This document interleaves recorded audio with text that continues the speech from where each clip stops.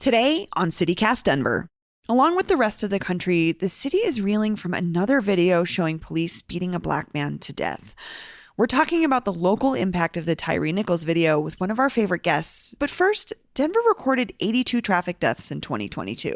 So we're also going to dig deep into what Vision Zero really means. Today is Friday, February 3rd, 2023. I'm Bree Davies, and here's what Denver's talking about.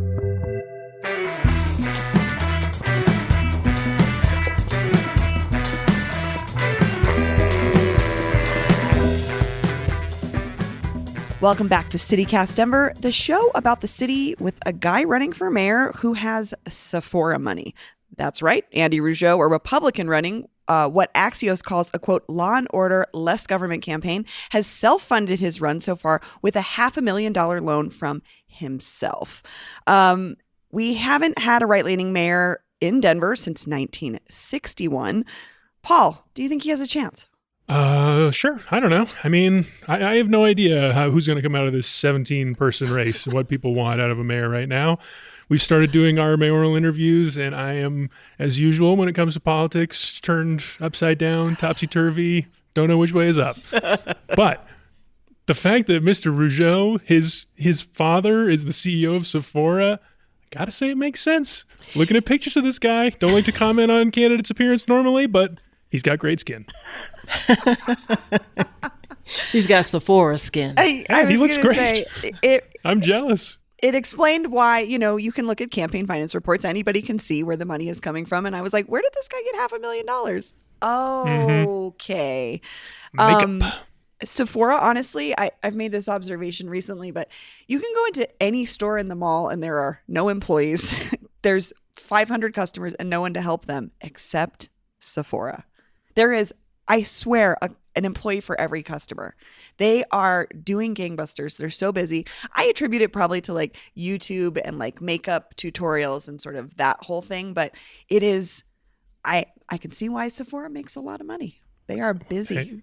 That looks good for Mr. Rougeau. Let's bring the Sephora customer service approach to the city. Wow. I have never been in a Sephora. It's pretty wild. Like, it's very frenetic. It's very busy. It's just it's a busy store. Why? Because, I mean, it's packed. There's so many people. Like I said, there's an employee for every person that comes in. They're doing makeup tutorials. They're doing makeovers. It is just like, I love it. So it's an active buying environment. It is old school. It's kind interactive. of feels like how stores used to feel. Not necessarily that the products are better. Well, they have a wide variety. It's like the makeup department at a department store, which is what you and I would be more familiar with in an individual store. That's all it is. It's a makeup department in a store. They ditched the department store because they know that wasn't making any money. So it's a big business. Okay. So we're going to try to get Andy on the show here. So listeners, if you have questions for him or any of the other 17 candidates who will be on your ballot in a few weeks, reach out to us. But it's Friday. We're at Westward. Oh. Can I just say, we've got some great questions in already. Keep them coming. We have such interesting questions, things I would never have thought of. People asking questions about transit, about housing, about what else? We want a great one about transparency and engagement with the public, how the mayor or these candidates would engage with the public. I can't wait to hear what people say to that one. Maybe it's because the race this year is not a foregone conclusion. Yeah. Michael Hancock is term limited, so there's a chance to get some new blood after 12 years?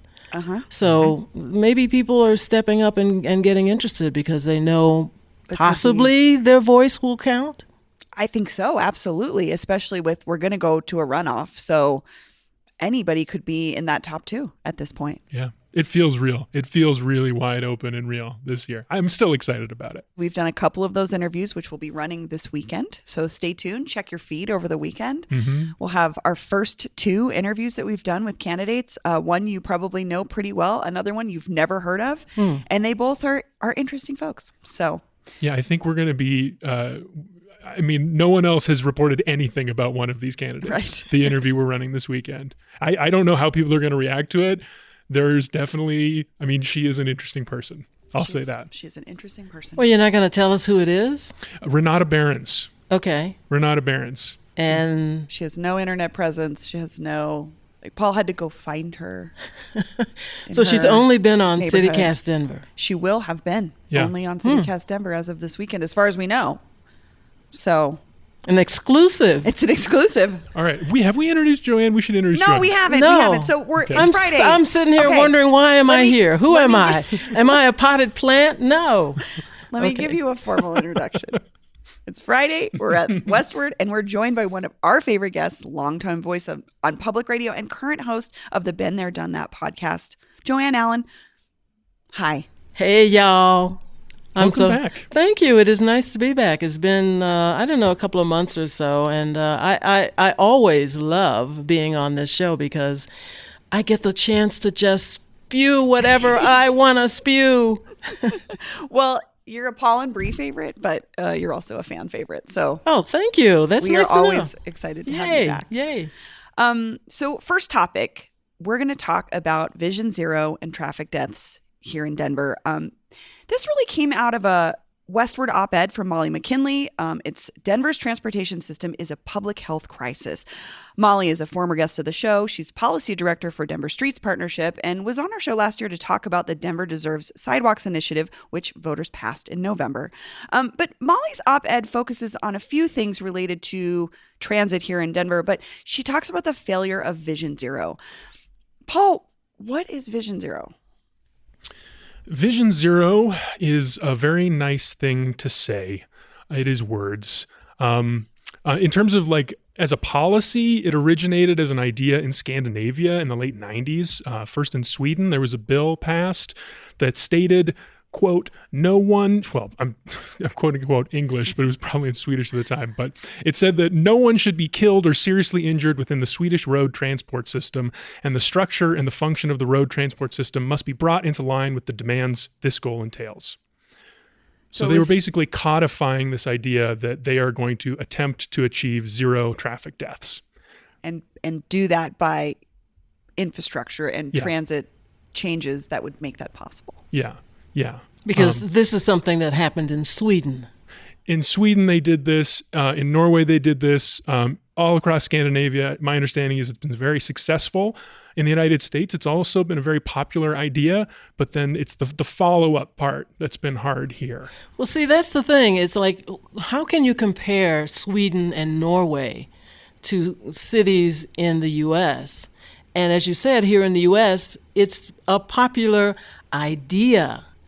But is it something that can really come to fruition? It just seems to me like it's pie in the sky. It's just being able to say we're doing something or we're trying something.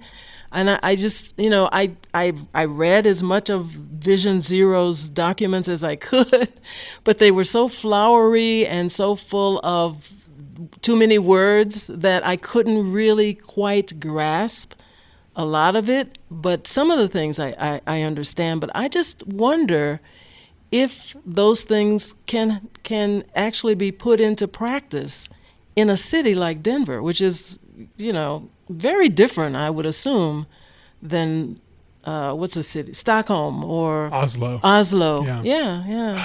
Yeah, I mean, I think it's a choice is the issue, is that we have made the choice not to do these things. And we haven't said the numbers yet, but traffic deaths since Denver instituted Vision Zero, or at least, pledged to do it back in 2017. Mm-hmm. Our traffic deaths have not gone down. They've gone up. It was 82 last year, which is a high watermark since Vision Zero. So it's just a choice to not do it, to not care. But wasn't the plan supposed to be implemented by 2020? 2030. 2030. I think is where they wanted to achieve this zero traffic deaths. But Joanne, I want to get to something that I feel like you're kind of dancing around, which is it's not something we could do here. It's not something we want to do. It's what is it that Stockholm is doing or that part of the world is doing that we're not doing here in Denver or America? Well, I think it in a city like Denver, where it seems like traffic patterns weren't well thought out, to correct something is difficult. I agree with Molly McKinley's editorial about improving bus service, that could help. But would that work in Denver? I mean, we have I-25 that is the real huge problem. What bus is going to take you to work from the suburbs down I-25 to your office in Centennial? I mean, it just doesn't feel like, even if we were to improve the bus system in the inner city, if you will, or central city, it's not going to go out into the suburbs. It's not going to go down to the Denver Tech Center. So I don't know if I want bus service to improve, don't get me wrong. But I just don't know if it can happen to the point of where people will abandon their cars and start taking the bus to get to work. And you're saying this as a bus rider, which I find really fascinating. Yeah. No, I would love for bus service to improve because I do take public transportation a lot. I just don't know if we can truly envision making a system that will really service Metro Denver. Well, it's interesting you brought up a vision because actually this week the Department of Transportation and Infrastructure published a big vision document.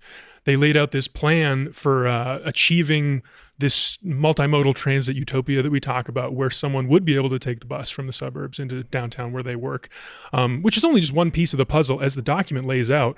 But we'll put a link to this in the show notes. I found it to be a really interesting report. They talked about all sorts of challenges that Denver is facing: population growth, traffic deaths, air quality, heat island effects, racial inequities, car dependency, all of these different challenges that are all part of this one big challenge. And the problem is not the vision. I feel like the vision is clear. It's the money and the will. Because the one thing that stuck out to me about this document is that they say it's going to cost $800 million annually to make all of the small incremental changes to improve bus service, to lay out this grid of bus rapid transit lines that people could actually use to get to where they need to go fast enough that it's better than driving in their car. I agree. $800 million. It's huge. Well, that's the other thing I thought. In order to implement any kind of plan, where's the money coming from? Who are they going to raise taxes? No. Well, is the state going to fork over some money? A little, Not Mr. Polis. Not for Denver neighborhoods. Not for RTD. 2017, when Vision Zero was announced, was when they released the I-70 expansion plan as well. An estimated $2.2 billion over the course of more than 30 years. So I understand that's a stretch, but I would just counter that we have ways to find that money. We just don't have the will to do it. And I think there's this concern that we would be forcing people into making a choice. But at this point, it feels like that's probably what has to be done, right? Paul, you share a car with your wife. Mm-hmm. My household now has 2 cars. I mean, I think we're like a lot of people. So I don't know. I think that I don't think the money could be the problem. It's convincing people it's a good idea. Couldn't agree more. Everything I read from all of the transit planners, all of the urban planners who I read talking about this Vision Zero issue and traffic deaths, all of them said it really boils down to one thing. It has to be a little bit more inconvenient to drive the car. Yeah. It has to be a compromise. And people who drive cars, they just have to get somewhere a little bit slower. That's how Oslo actually achieved Vision Zero. They banned cars from much of the center of the city, which we tried to do and are now slowly talking about doing again, maybe.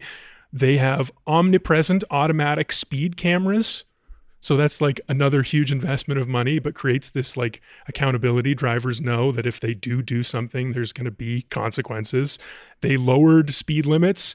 And then here's an interesting thing. Every time there's a car crash, which there are not many of, it triggers a government investigation, not just a one-page police report we do. So that would be another reason to not drive, right? Is you could get mired in legal litigation with the city if you get in an accident in your privately owned car. Yeah. So they just accept now all of these smaller inconveniences that are part of the car driving experience that I don't know. I mean, that's the hard sell part, I think. What is the population of Oslo? And do they have mountains nearby where people will absolutely make sure that they have cars to get into? I mean, this is a car culture. Mm-hmm. It's almost like LA and Atlanta. People drive everywhere they go. And I have friends who will say, I'm just going to run to the store, and the store's like 6 blocks away. They jump in their car. You got to get that culture out of people as well. You got to get that idea that my car is my second home. I agree with you, but also it's where that matches up with the options. So I am that person. I'm that person that drives 3 blocks. We were at an event at the Far East Center at Alameda and Federal last weekend with our friends, 12 of us. Everybody had parked at our house, and we wanted to walk 10 blocks to this restaurant, and we debated driving, and then we walking down Alameda. It's like walking on the side of a highway. Yes. We had an infant. We had 2 toddlers that were just going wild. And I struggled to think I would ever do this again by choice. Well, yeah, if you have kids. Right, but people have kids and have to walk all the time on that street and have, to take the bus and all these things. So I think that we can say that people need to get out of their cars, but it's not just that it's like more convenient. It just has to be safer, feel safer. I think that's what Molly's talking about too here is safety is a huge issue. We decriminalized jaywalking this week. Part of that, and I think what I really liked from the city council members that did vote to decriminalize it was the argument was we want to make it safer for pedestrians to pick how they travel. Because often there isn't a crosswalk that is not convenient, but even accessible. So some people jaywalk for that reason. And so I don't know. I think it just comes down to safety. And also with jaywalking, a disproportionate number of people of color and lower income communities, they're the ones who get ticketed. It's any reason to stop someone, right? Yeah. But Paul, something I know struck a chord with you and Molly's op-ed was that she frames this failure of Vision Zero and the way we treat public transit and traffic deaths as a public health crisis. What do you think about that? I mean, it was just a first impression, really. As soon as I read the op-ed, I completely changed my mind. But the headline, framing this as a public health emergency, was such a turnoff. It made me want to drive more. Really? Honestly. Really? Why? Yeah. I don't want to be in front of another car. Like I might get hit by a car, might die with like these 82 people. I see what you're saying. I want to be safer. Like I don't want to put myself in the line of fire, But yeah, then I started reading the op-ed and was like, oh yeah, that's a good point. That's another good point. But yeah, what do you think about the framing, Joanne? Well, I was going to say I liked the framing. I thought I agree. When I read the headline, that's what made me want to read the article, was to see, well, how is this a public health problem? Because we have so many. And I couldn't figure out transportation, how. And then when you read the article, much like you changing your mind, Paul, you recognize that it is a threat to people's safety and their health. So I like the framing. Yeah. And I don't like to disagree with you. I love when you disagree with me. You're one of the most fun people to disagree with.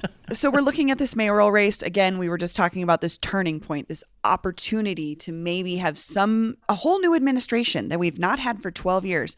Joanne, what do you think? I mean, you're a bus rider. What would you want to hear from a candidate when they talk about transportation in Denver? First of all, I think I want to know that they truly understand the problems and that they're not just going to issue some white paper or whatever it's called or a statement saying how they and say it in words that are just not saying anything, that they are for improving the transportation system. They're going to work with RTD. They're going to work with the state. They're going to, all of the things that you would think. I want the candidates to take public transportation. I want the candidates to walk up and down Colfax and see what the problems are there. I want them to experience what the issues are and then come back with a plan. So if you say that you're going to make the world terrifically better here in Denver, but don't show me that you know what you're talking about, you won't get my vote. And I think transportation is definitely an issue that should be on their agendas. So maybe challenging candidates to take a week and not drive. Like do whatever you need to do for a whole week in your life and use public transit, walk, do however else, ride a bike, whatever. But do that to really understand what folks probably go through on a daily basis. Identify firsthand what the problems are and then try and come up with a solution. We're not saying you have to come up with the answer, but make it so that you know what you're talking about. It's the best way to know. Paul, what do you think? I mean, that's a pretty good answer. I would like to hear from personal experience what people think is the real issue, but I kind of think we know what the problems are when it comes to our transportation system. I don't think that it's not a secret. We know, but do the candidates know? Do they know? I mean, again, Gosh, I hope so. firsthand. Experience the problems firsthand, not from afar. Like so many politicians determine issues or make laws or, investigate, have someone else on their staff investigate. You go do it. You want to be mayor of Denver? Make sure you understand firsthand what the transportation issues are. I think for me, the biggest thing is honesty about the challenge, because it is going to require compromises and trade-offs. It's not just something you can say, like this Vision Zero BS. Like, you can't just say, we're going to achieve 0 traffic deaths and not be willing to make it more inconvenient to drive, because there's only so much space. Like, you have to say, by not making these changes, we are accepting 82-ish traffic deaths per year. That's the choice we're making. So if we don't want to have those deaths, we need to make these changes. Like, that's the level of honesty I would like to hear from these candidates. And I think it comes back to Molly's framing of this as a public health crisis. And in that way, it makes sense to me. You're right to say, we don't want to have 82 traffic deaths by 2025, say. Make it a reality then. What does it take to do that? You're right. Okay, well, we're going to take a quick break and we'll be right back with another segment. This episode is brought to you by the How to Buy a Home podcast. Literally, it's like at a standstill, to be honest with you. There's houses all over the city that have been sitting for months and months. Really good ones. It's confusing, though, because the interest rates or whatever. But that's why I keep recommending the How to Buy a Home podcast. Host David Sidoni has years of experience helping first-time homebuyers close on houses they thought were impossible, even as the housing market gets crazy. His How to Buy a Home podcast is a free resource that breaks down what you need to know to make home buying a reality. He answers questions like, do you really need to put 20% down? The answer is no. Most people only put down like 3.5%. David can guide you through the next steps that are right for you. He can even connect you with a great realtor right here in Denver that works with first-time homebuyers and actually cares about you. Start listening to the How to Buy a Home podcast today at howtobuyaHome.com or wherever you listen to podcasts. If you have questions, you can ask David directly at howtobuyaHome.com. Visit howtobuyaHome.com and make this the last year you rent. And we're back. 1 week ago, the world watched yet another video of a black man dying at the hands of police. In this case, it was Memphis police, and the man's name was Tyree Nichols. I don't know how we're going to talk about this, but I think we have to, because people were out protesting this weekend here in Denver despite cold temperatures, and this kind of thing happens in Colorado too. Joanne, I want to start with you. Can you share with us your reaction to the Tyree Nichols video that came out last week? I saw, I have to admit, I did not know that this case existed. Involving Dalvin Gadsden, who was beaten up by Colorado Springs police officers back in October.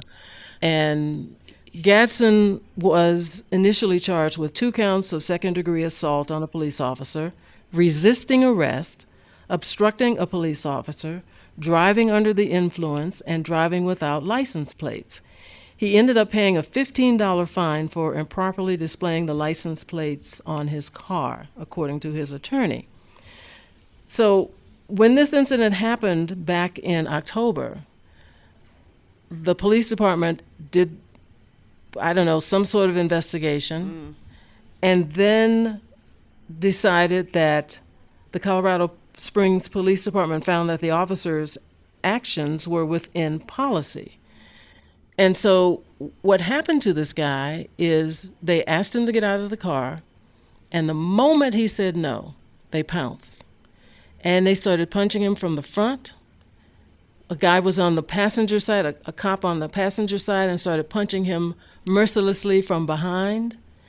and calling him names and narrating what they said was happening, which was not exactly what was happening on the videotape. So you feel like they were sort of covering for themselves by saying differently than what we just watched that video. Exactly. They were doing what happened to Tyree Nichols, because I didn't watch that tape because I just couldn't, but I know the officers in that case, they were narrating stuff that was not happening. It was the opposite that was happening. And the same thing has happened here to Mr. Gadsden. They were saying, he's assaulting me, and you can hear Gadsden say, I'm not assaulting you. And you can see he's not assaulting him. So you wonder, do cops think that somehow the body cam footage will be erased, not shown, or whatever, because they are saying and will bring charges based on what they're saying on the video that ends up being, in Mr. Gadsden's case and Mr. Nichols' case, the opposite. Now, the question becomes, why do these officers act that way? Mm-hmm. Some people will say, we did not see a moment where they needed self-defense. No. Did not. This looked like a beating outside of a nightclub to me, like drunk dudes. And not only that, but one of the officers was ended up on top of Gadsden in kind of a George Floyd looking hold. He was on his back and he had his knee on his back. He was not, obviously Mr. Gadsden was talking, so he wasn't being strangled or you know what I'm trying to say. Yes. That's not funny to say this. But they, these cops were just mad that how dare you not obey a command. Mm-hmm. And it's well known that if you do certain things, if you show disrespect to cops, if you don't do exactly what they say when they say it, if you dare to run, they are going to beat the hell out of you if they get the chance. They'll beat the hell out of you anyway. They will do that, but you really piss them off by making them have to, start breathing hard, to make the arrest. So the question becomes, there are folks who say the training is not that cops aren't trained to act the way these cops did down in Colorado Springs. Yet, the police department says they found the officers' actions to be within policy. Is that the policy? So they are trained to do that. Are they trained to do that? I don't know. It's very conflicting with what they're saying versus what we saw versus what then the policy says. Yeah. Yeah, I mean, it's really tough because, there are bad apples, but how do they become bad apples? A culture. A culture. Created to say that this is what you're allowed to do to a civilian who's driving with, I don't know, expired plates. And may be seen as a nobody. Right. It's nauseating is what it is, and it's confusing. I don't understand it either, how these things happen. I did watch the Tyree Nichols video. I am one of those people who likes to know for themselves, and it was very painful. It was, it kept me up that night. It's hard to watch. I don't understand why these police officers act this way. Yeah. That's it. That's all I have to say. I just don't understand why it happens. Yeah. The Tyree Nichols thing was tough. I didn't watch it. I chose to watch videos of him skateboarding instead. But that's when you see a person that you know. Yeah. When you see somebody that you know and that person and, I don't know. Yeah. Well, I think the calls now for police reform is really the issue. Yeah. Although I would have thought after George Floyd's death that the momentum would have continued towards police reform. Yeah. But it has not. Philando Castile. Yeah, I mean... Sandra Bland.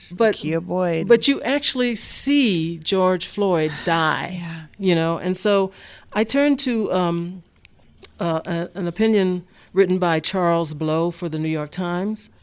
And one of the things that he said, and I'm just going to kind of read it, He said that as Americans shifted to other priorities such as politics and the economy, the broader public becomes desensitized to police killings, or it callously started to see the police killings as unfortunate but ultimately acceptable byproducts of much-needed increased policing at a time of rising crime.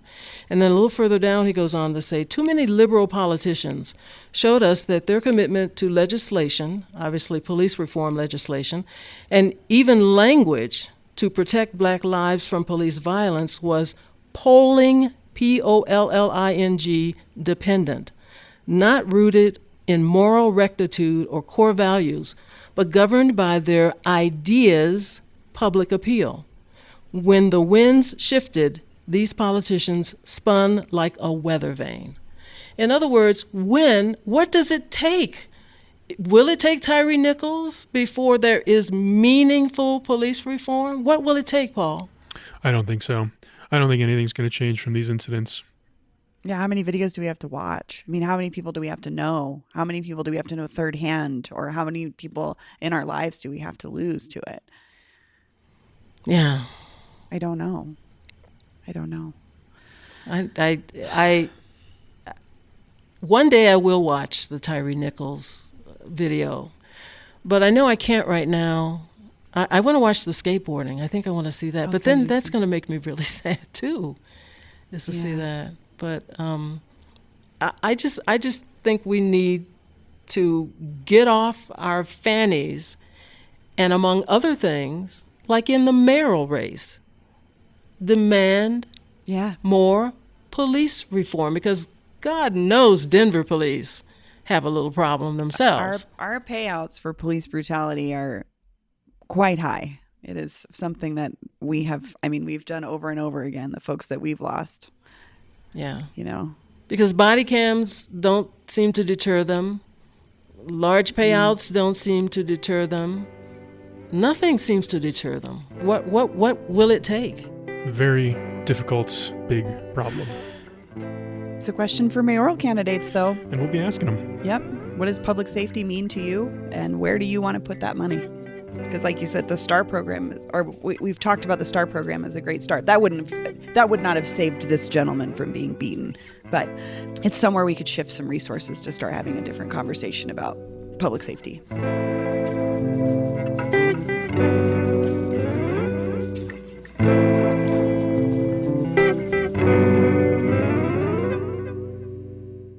It's time for the official CityCast Denver, maybe for your weekend, as in maybe you'll see us there. As usual, there are so many cool things happening in Denver this weekend, and we have opinions about them. Newsletter editor Adrian Gonzalez joins us. Adrian, you've got a couple picks for us. What's up? Good morning. Hi. Great to see everybody. Hey. Hey, Adrian. A lot of different fun stuff today. Today is First Friday, which is one of my favorite days around the city. Oh, it's been a little Happy cold First lately. Friday, everyone. Happy First Friday. Yeah. Yeah. So the weather's a little nicer? Yeah, it's walkable. It's a little more bearable. Everybody's going to be on Santa Fe Street. Oh, yeah. Yeah, you find me on Santa Fe Street. There are always a lot of galleries and different events going on, but I picked a specific one for today. Museo de las Americas is opening their doors. You can enter and see their exhibit for free.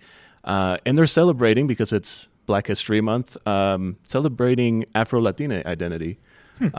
So a couple different installations. You can see the installation that they have right now. And then there's a free 45-minute class with Samba Colorado. So bring your sneakers, Like your a dancing shoes. Dance? Okay, Yeah, cool. learn how to samba.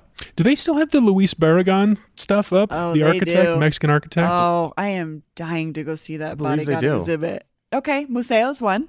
All right. Museo. Wow, we're going to be on the Latino train. Later on tonight, Los Mocochetes, the local band who actually produced Hey, I've heard of them. You might have heard them on the show every day that you every listen. single day when They're our when you hear soundtrack. the music. They're playing a concert at Northland Arts tonight. So it's if you haven't heard Los Mocochetes, what would you describe it as, Brie? Their music? It's like roots rock.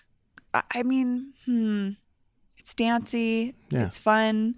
It's always got a little bit of history and they're an activist group in that they talk about the experiences in the world that they have as Chicano people, as well as the history of being Chicano in Denver too, which I think is really cool. But I don't know. We listen to them every day. How do we? I literally know this band's work better than any other band. I know every note in the recordings that they put out, and I do love them still. Well, I think can't believe we didn't use their tacos song in the tacos show. They have a whole song about tacos. We'll have to put that under the credits or something. That's such a good song. Failure of us. That is a great anyway, song. Joanne? I have a feeling, Adrian, that's a leading question because you're about to tell us what you think. It's always hard to call anything a genre and say it's funk. I will read a description that they have here for this event. It says they're a Chicano funk band that uses groovalicious melodies, thoughtfully brazen song lyrics, and high-energy stage antics to create an immersive experience. They are a fun band to see live. They're also some of the nicest, coolest people I know. They're very sweet. You would think that they have such stage presence that you would think they would be like crazy punk dudes, and they kind of are. But at heart, they're such sweet, soft Sometimes gentlemen. they are, but Always fun to see. go see them. All right, what else we got, Adrian? All right, tomorrow night, the Museum of Contemporary Art is closing down. They're throwing down a party for their current exhibit that's closing down this Saturday, 6 to 9 p.m. It is called Soulful. The exhibition that they currently have that's closing is called The Dirty South, Contemporary Arts, Material Culture, and the Sonic Impulse. If you haven't seen this exhibit, I highly recommend you see it before it closes this weekend. It's all about the South's impact on culture, on pop culture throughout history. The South? The South as in the American South, the Dirty South, as one would call them. Dirty South. I am And that's from at MCA Denver. in MCA downtown. Denver. Okay. I'm from Mobile, Alabama. Yeah, you know all about this. I agree with you. So give us a preview. What can we look forward to if we went there? What would we see? I see you put me on the The spot. cultural impact of Mobile, Alabama. Oh, we don't talk about it. You have to go see it. You have to see it You for have to. You yourself, have to huh? get that immersive experience of Okay. seeing the exhibit. That's immersive as it gets. Go to Mobile, Alabama. I'm telling you. All right, Adrian, we have another one? We got one more, and I put this one in here because I've never been to one of these, and I thought Paul would love this. Ooh, okay. The Yeah, all right. 2023 USA Curling Men's and Women's National Championship Hell is yes, happening. Adrian. It's kicking off this Oh. Sunday at the Coliseum. It seems like we talk about curling every time I'm here. Oh, is this a recurring thing? It feels not from you, but Paul somehow works it in.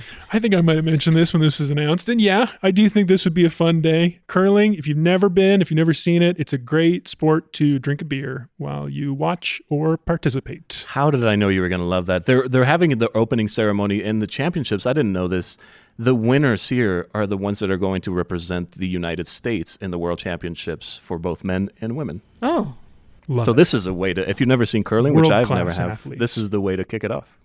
World-class athletes. I don't Absolutely. understand that, but it seems fun. wow! That sounds like Not a gonna rain on your parade, That's Paul. like a very important. Is it a match? Curling matches? Is that don't what they know. call it? I don't know Sets? what What they is it call called? it. Games? Curlathon? Yeah. what is it? No idea. I wish I knew championship. more. Oh, okay. Okay. What do y'all All right, think? what are we feeling? First Friday. It was first Friday. It was the Mochas in North Glen. That one might be hard to beat. I will add a little bit. I would say the Mocochetes as well. Also, Diego Flores, who's a member of the band, has an art opening on First Friday as well at Alto Yes. Gallery. So you could see him perform, and then you could come back down to the city and see his art. So that would be my pick. I'd have a full night of Mocochetes. Yes. Well, mine is going to be the Museum of Contemporary Art. I mean, that's not. I know that's not a big surprise, but that's You're missing that's what I want to Alabama. do. Oh, wait, maybe no, Paul's I'm the not tiebreaker. missing Alabama, but I am writing my memoirs. So I want to go and see what this Okay. exhibit is about. Yeah. I can't wait for that memoir. Well, yeah, we can only pick one. All right, Paul. I think for me, I'm not gonna argue for the curling. I'm not gonna filibuster over the curling. But yeah, the Mochas in North Glen. Those guys are great. And I'm in the mood for that tacos song. That's such a great song. It is a great song. Yes. We'll play it. We got No, play it. I changed my mind. I want to go to the no. Okay, well, Adrian, thank you so much. Yeah, Adrian, that was cool. Listen to you. Yeah. You sound I'll good try on not the to radio. bring curling next time you're here. Thank you. Paul and Joanne, thank you. Thanks, Bree. Thanks, Bree. Los tacos de mi abuelita saben bien chingón. Los llena con su carnita y muchísimo limón. Cilantro y luego cebolla, hechos con amor. Y luego cuando termina grita ¡Viva México! That's all for today here on CityCast Denver. I'm your host, Bree Davies. Our producers this week were Paul Caroli and Aaron O'Toole. Adrian Gonzalez writes our morning newsletter. Our music is by Los Mocochetes with additional mixing by Tyler Lindgren. If you haven't already, subscribe wherever you get your podcasts, follow us on Twitter @CityCast Denver, and tell a friend about us next time you see them. You can sign up for our daily newsletter, Hey Denver, by texting Denver to 66866 and learn more about us at denver.citycast.fm. See ya!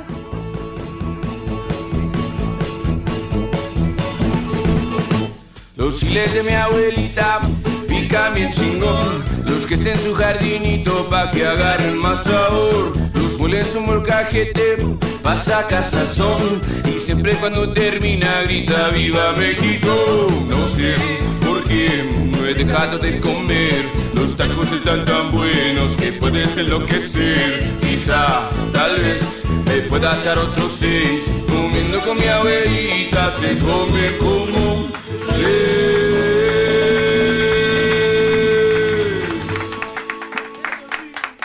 ¡Échale, compadre!